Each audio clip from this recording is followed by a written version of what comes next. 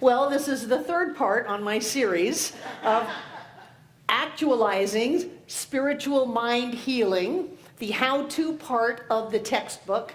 We started off with principles of successful living, and then we went on to mental equivalence. Everyone have your Jell-O mold?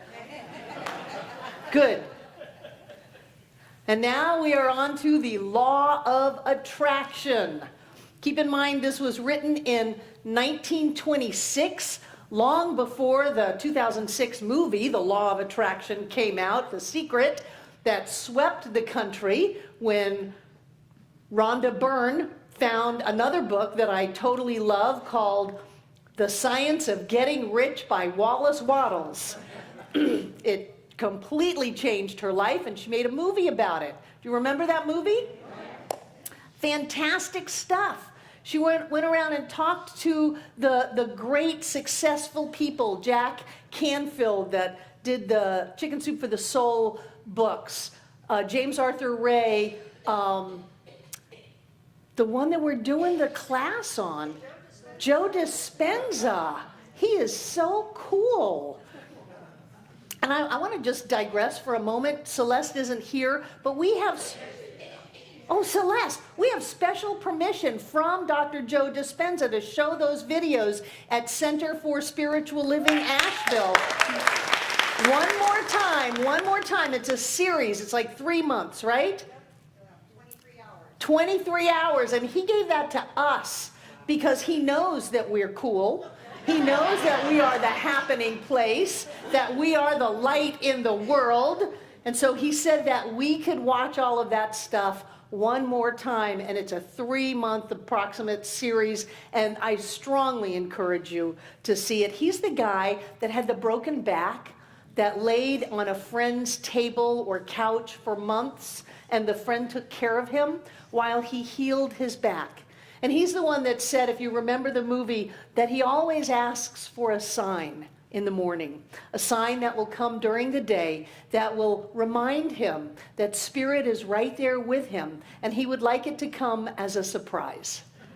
Isn't that wonderful? He has what we call a mental atmosphere of healing, of health and wholeness, of success. So Rhonda Byrne made this movie, and it went all across the country, all across the world.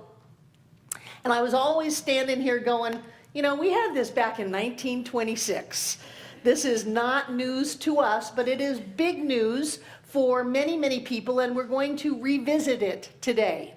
The law of attraction. Now, if you have been in my classes, you know that occasionally I will say we don't really attract anything to us. That what we do is we focus on infinite possibilities and probabilities, and by the very fact of our observance, they manifest into form, into our life. Quantum physics calls it collapsing into form. Or else I'll say that we open up an avenue through which Spirit can express through our consciousness and manifest in time and space. But for today, we're going to talk about attracting it. As if we were on Star Trek, and we had something we wanted, and we caught it in our tractor beam. And you know, when you're looking in the ship that's been caught in the tractor beam, they can't get out. They're stuck in the tractor beam. They're going to be pulled in to the person that has got them. So we're going to talk today about this idea of focusing on something that we want and getting it in our tractor beam and pulling it into our lives, and how we do that. One of the things that I love about this teaching is it is not airy-fairy. We do real live miracles here. We have Lynn Villa in the room. We have Joseph O'Neill in the room. We have Pegatha in the room. And we have countless stories that I am not at liberty to share about you and your life in this room.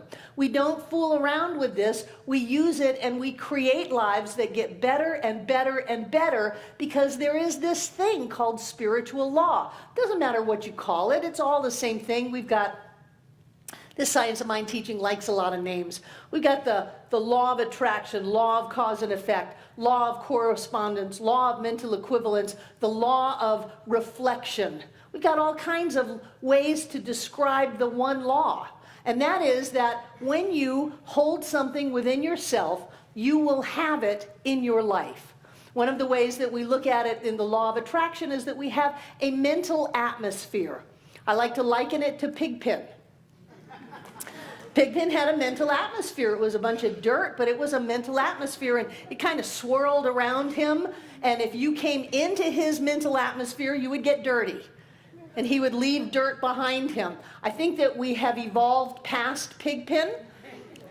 I am knowing that everyone in this room has evolved past the Pigpen consciousness. And the energy that we are bringing is not one of dirt or making things less than. It is one of light and lifting things up. We all carry within us and around us a mental atmosphere, and it is what we hold in our mental atmosphere that brings circumstances and conditions into our life. So we get mindful. We think about it. First of all, you can look at your life and notice what you've already brought in. If someone says, well, I don't know what's in my consciousness, I don't know what's in my mental atmosphere, all you have to do is look around at the stuff you've brought in. What have you put your tractor beam on and brought in?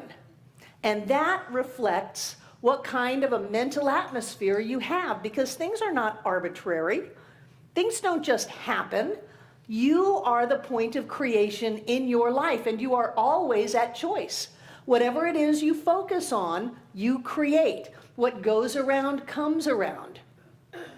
Ernest says that no matter where you are, no matter how comfortable or uncomfortable, it is exactly where you belong, because you did that. So rather than, oh my gosh, this happened or that happened, all we need to do is look inside of ourselves and see what is it that we want. If we don't want this, we can have something else. There is not a deity up on a cloud somewhere that is pointing their finger down at us and saying, you are stuck with this life. That is not happening. One of the things that we can, many of the, at least the Judeo-Christian religions can agree on, is that we have free choice. One of the things that God gave us was free choice. So we can choose to have wonderful, amazing lives, or we can choose to suffer and struggle along the way. But it is our choice. There is no outside power that is going to take things away from us or give them to us. That's one of the things that sometimes people miss in this teaching. Isn't it great to think that something's going to overrun your thoughts and feelings and choices and actions and give you what you want without you having to do anything? That is called a fantasy. The only thing that will get you what you want is you. And if you're clear, you can have anything that you want, absolutely anything. But it is our mental atmosphere. What are we putting out and therefore attracting into our experience? What do we think about when we first awaken in the morning? What do we think about when we go to sleep at night? That's why I tell you, don't watch the 11 o'clock news. Don't do it. Because you're putting that in your consciousness, you're putting that in your mental atmosphere. And I guarantee you there is no circumstance on the outside that is worth you giving up your dominion over your thought and your feeling. There is nothing that's going on in the world right now that is worth you letting go of how you want your life to be. Because if you focus on that, you're going to get it. So don't do that. There is there's a mandate for us to love everybody. And this gets me in hot water. Boy, I get in some hot water with my peers because they want to say, well, I can love everybody that I think is spiritual and holy, but the people that I don't think are spiritual and holy, then I can hate them and I can get away with it. And I tell you, you're not going to get away with anything. If you choose to not love, you might as well take out every amount of money in your pocket. You might as well take out your 401k, your bank statements, all your credit cards, and set them on fire. And you will look at that loss of money as the least you have lost. It is a mental atmosphere. We carry it with us. It touches everything and everybody, and it brings into our world what we want. What do you want? You've got to love. I have notes. I'm using John's lectern. That's not very smart because he's going to be back next week. Ernest says, from selfish reasons alone, if from no loftier reason, we cannot afford to find fault, to hate, or even to hold in mind anything against any living soul. The God of love cannot hear the prayer of the one who fails to love. If for selfish reasons alone, if you can't get lofty, if you can't get all spiritual and want the best for everybody, get selfish. We can all do that. I've seen it. For selfish reasons alone, we cannot afford to do anything but love. To have a mental atmosphere that is love. That's everybody, every circumstance, everything. Because we will not be in vibrational alignment, we won't get the tractor being turned on, unless we are coming from love. If we want something that is at a higher vibration, we have to get up to that higher vibration. And we get up to that higher vibration by focusing on love. Love for ourselves, permission to play, thank you. Love for our money, love for our family, love for our country, love for our world, love for our job, love for everything, love for our shoes. Tell you, these are the most comfortable shoes I've ever had. They're eel skin. And I bless the eel already. It's okay. Love everything. Love your car. Watch how it runs well. Or you get a new one. This love thing is tricky. That's why some people love their spouse and they get a new one. Because if we have a vibration of love, everything that comes into our life is going to be in that energy of love. But I tell you, there's a lot of stuff that's in the energy of love. Prosperity is in the energy of love. Health is in the energy of love. Saying no to that blink of a moment when you could have been out of this life is an energy of love. When we stay in love and have a mental atmosphere of love, then everything that we bring into our world has to be in alignment with that love. 40 models at the New York Fashion Week. Well done, Charles Joseph Swimwear. Yes. It is up to us to have what we want in life. And I love this idea that nobody can take anything away from us. I grew up as a very hungry kid, very poor, and at our dinner tables, I was the youngest and we weren't allowed to talk, and so all of my older siblings would just take all the food off my plate. So I had this idea that anything could be taken away from me at any time. And this idea that says, no, that which is yours cannot be taken. But it comes with a flip side. And that which is not yours, you cannot keep. But doesn't that clean it up? If someone happens to get something that I thought was mine, oh, if it was really mine, they wouldn't have it. And if I want something, nothing in heaven and earth can keep me from having that. For me, that's where the power is, that it is within me. Through this law of attraction, we set spiritual law in motion because we live in a vibratory and reflective universe. We vibrate at the level of our experiences, and the world reflects that into our lives. And it happens over and over and over again. We create money, we create jobs, we create cars, we create relationships, we create our day. That is us putting it out there and getting it back. I love what Science of Mind gives us. I look at Cliff Rubin, ordained Reverend Cliff Rubin. Those of you who have been here for the long haul know of which I speak. And the fact that any one of us can pull our lives together from the broken pieces that we have been to and put it back together again with love and joy and confidence and prosperity and success. To me, that's what it's all about. And it always comes from within us. It always is, what are we putting out? We don't have it in our world unless we put it there. However you want to describe it, we took it out of unformed substance of mind and we put it there, or we attracted it into our experience, or we're living simultaneous lives of infinite possibility and probability, and this is the one we decided to come into form on. I'm getting out there. I know, I'm watching Greg Braden. Gosh, he's out there. However you want to say it, everything on the outside is what's going on the inside.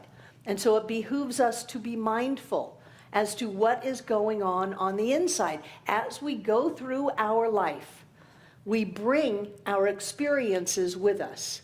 We bring our friendships, we bring our love, we bring our happiness, we bring our joy, and then we manifest that on the outside, and we go, oh wow, look at this amazing person that I just met. You met that amazing person because that is what you are. That is what you brought. That is what you brought in. However you want to wrap your head around it. When you are a friend, you have friends.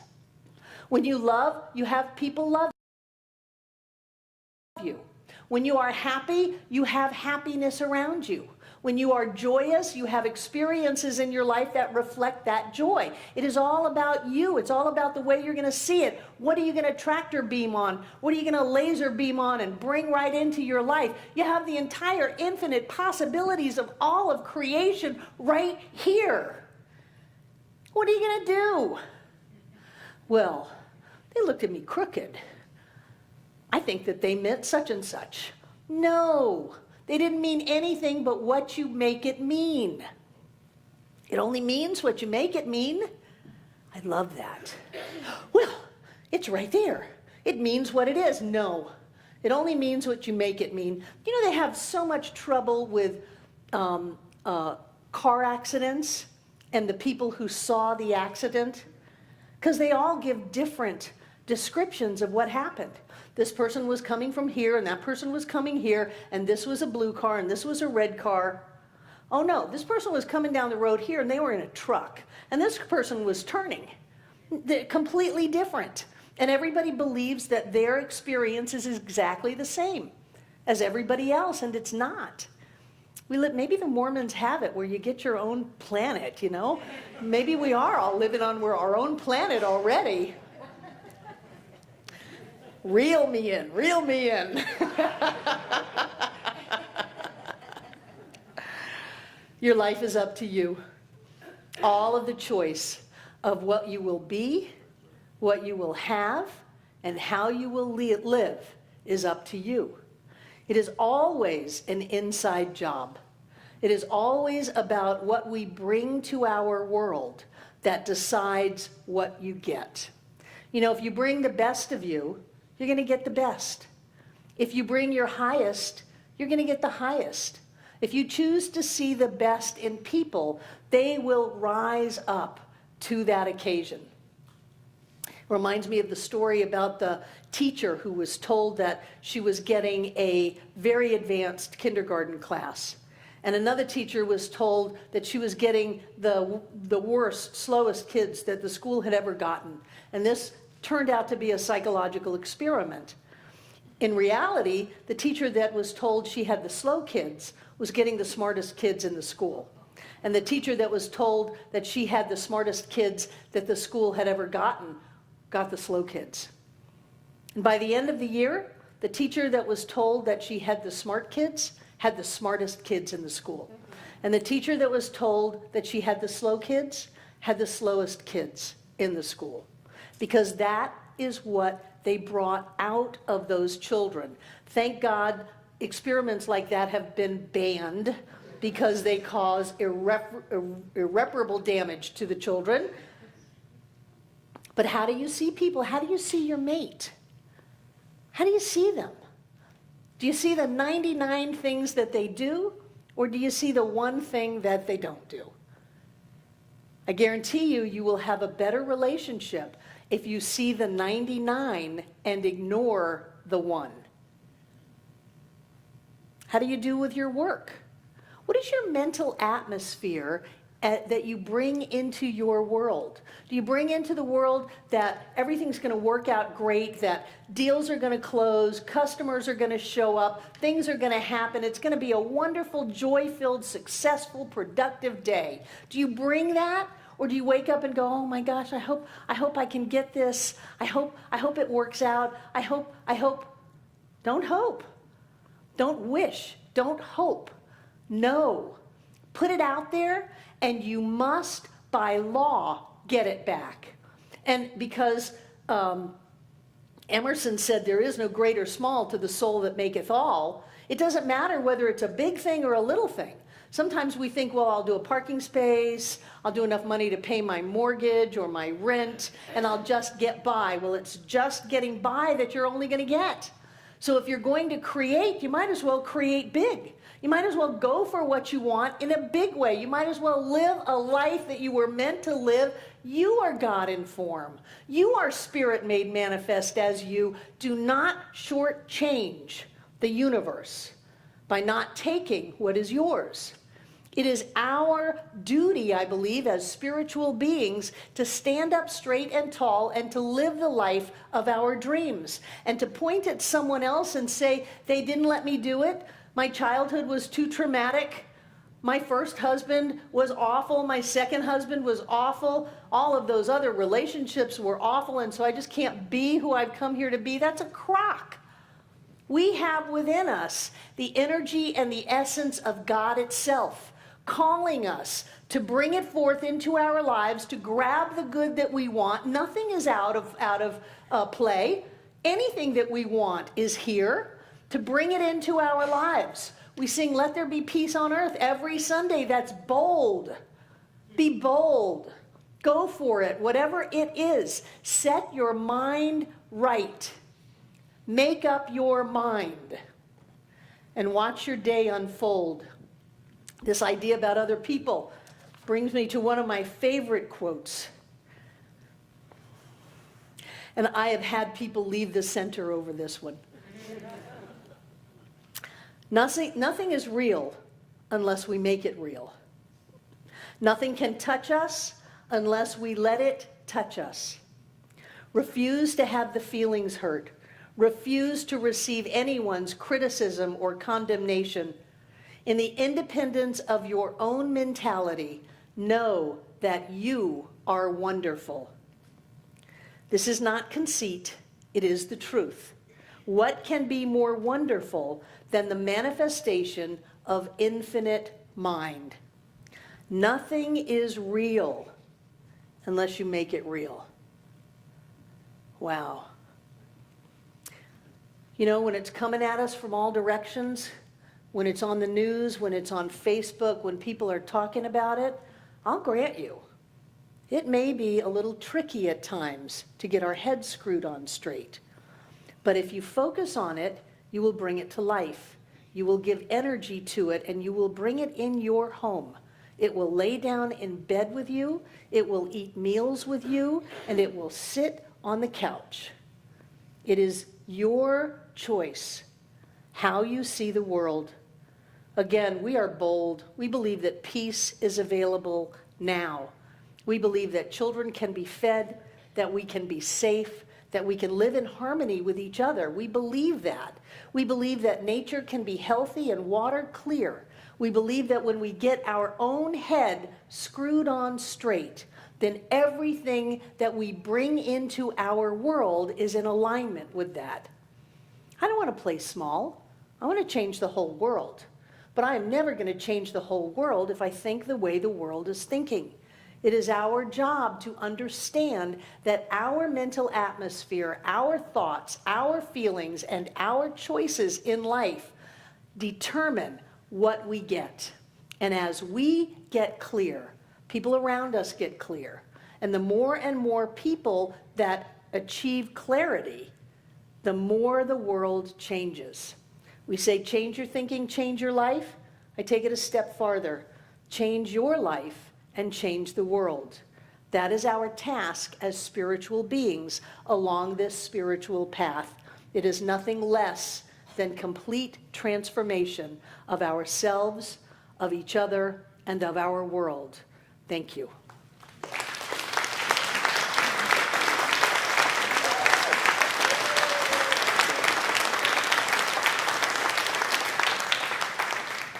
And now our welcomers have come forward, at least our welcomer, Rain and Alice, thank you.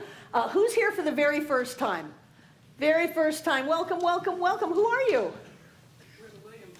The Williams is welcome to Center for Spiritual Living Asheville. Do you live here? No. Where are you from? Aiken, South Carolina. Wonderful. Welcome from Aiken, South Carolina. I'm so glad you're here. Rain has a little card if you want to know more about the center, like the fire walk that's coming up at the end of March. Then fill out that card. If you want email only, just check the email part of that. If you put your number down, probably not for 3 or 4 weeks I'll call you, but I will call you and say hi. My calendar is booked starting tomorrow morning. And they have a gift for you, but I'm so glad that you came. Because this is a place where miracles happen, where we demonstrate, we walk our talk, we practice what we preach, and we live a life that gets better and better and better. Is there anybody else here for the first time, Alice? Welcome, welcome, welcome. Who are you? Mercedes? Yes, welcome, Mercedes. I'm so glad you're here. And was there someone over here? What's your name? Carmen. Carmen, Mercedes, and the Williamses. Anybody else? Yes, in the back, over here, Alice. Okay, what's your name? Sarah. Welcome, Sarah. I'm so glad you're here. This is a good, and more, yay. Who else? Who are you pointing at? Carmen and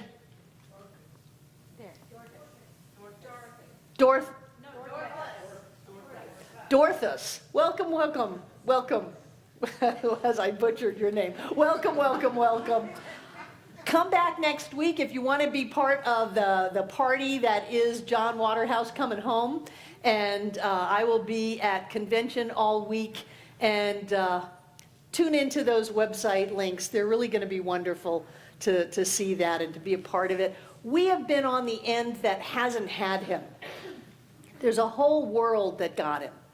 And for me, it was very comforting to be able to get a little sense of, yes, the last 6 years have made great change on this planet and for hundreds of thousands of people. So we got to be the part that supported that. Thank you. And now I'd like to invite our prosperity acceptors to come forward, take out what you're going to give.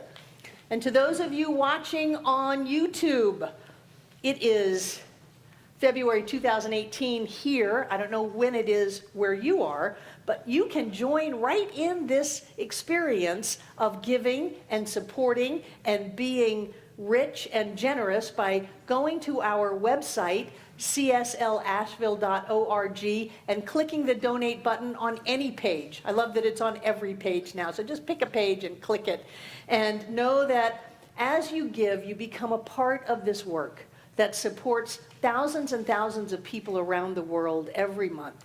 We are doing amazing work here. We are held up in high consciousness by most centers in this movement, saying we want to be like Asheville because we have got something going on, because we are living in alignment with our mission, which is to get these teachings out to everybody on the planet. And so as you take your gift, I like to open up one hand, put the gift on it, and cover it with my other hand and pull it close to my heart. And I am so grateful for this amazingly rich and blessed life. I am so grateful for this amazingly rich and blessed center, and for every person here that demonstrates more than enough, for every life that gets better and better and better, for the friendship that we share, the love that we share, and all that we are together. I know that as we give, we set law in motion, and it comes back to us. So we give from our fullness and our richness, knowing that our energy truly does touch the world. And I know that each one of us comes together to make this center for spiritual living Asheville all that it was ever meant to be. It is a place of peace, a beacon of light, a tower of strength, and a fountain of wisdom that touches the lives of all who call it home. And we'll repeat our investment affirmation together aloud. I freely and joyously give from the abundance and fullness of my overflowing wealth, knowing my gift goes with love as it touches and blesses the world. And so it is.